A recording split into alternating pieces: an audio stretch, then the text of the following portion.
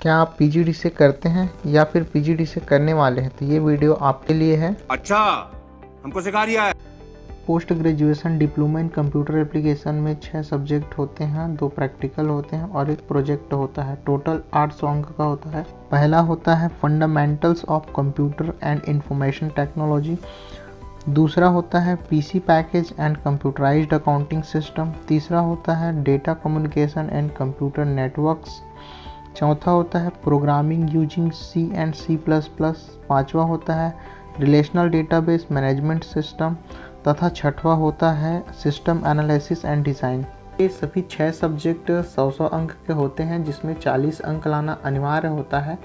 2 practical subject होते हैं, PC package और सी प्रोग्रामिंग, जिसमें 50-50 नंबर का होता है। 17 अंक लाना अनिवार्य होता है। प्रोजेक्ट को किसी कंप्यूटर सेंटर से बनवाना पड़ता है। अरे कहना क्या चाहते हो? 100 में 40 लाना अनिवार्य है। फंडामेंटल में कंप्यूटर की बेसिक जानकारी, जैसे कंप्यूटर का इतिहास, उसकी विशेषताएं, जनरेशन, कंप्यूटर के प्रकार, micro computer, mini computer, personal computer, इन सभी के बारे में, तथा नंबर सिस्टम के प्रकार पहले यूनिट में बताया गया है। सेकेंड यूनिट में इनपुट आउटपुट डिवाइस के बारे में, जैसे keyboard, mouse, joystick, track ball, scanner, इन सभी के बारे में बताया गया है। आउटपुट डिवाइस में monitor, printer, speaker, headphone, projector, इन सभी के बारे में। यूनिट 3 में स्टोरेज डिवाइस, जैसे कि डेटा से रिलेटेड है, डेटा स्टोर करने वाले memory card, hard disk, floppy disk, pen drive, optical disk, इन सभी के बारे में बताया गया है। यूनिट 4 में कंप्यूटर सॉफ्टवेयर के प्रकार, जितने भी एप्लीकेशंस हैं उन सभी के बारे में यूनिट 4 में बताया गया है। Types of software. यूनिट 5 में डेटा कम्युनिकेशन और नेटवर्क के बारे में बताया गया है। नेटवर्क्स में एनालॉग और डिजिटल सिग्नल से रिलेटेड तथा लेन, मेन और वेन के बारे में भी यूनिट 5 में बताया गया है। पीसी पैकेज के फर्स्ट यूनिट में डॉस के बारे में बताया गया है, डिस्क ऑपरेटिंग सिस्टम, उसके इंटरनल और एक्सटर्नल कमांड्स के बारे में। विंडोज 7 तथा एमएस वर्ड 2007 में वर्ड में फॉर्मेटिंग करना, डॉक्यूमेंट क्रिएट करना, इस तरीके के एडवांस्ड फीचर्स के बारे में बताया गया है। यूनिट 3 में एमएस एक्सेल से रिलेटेड पूरी जानकारी बताई गई है। स्प्रेड शीट पर काम करना, उस पर रो कॉलम लेना।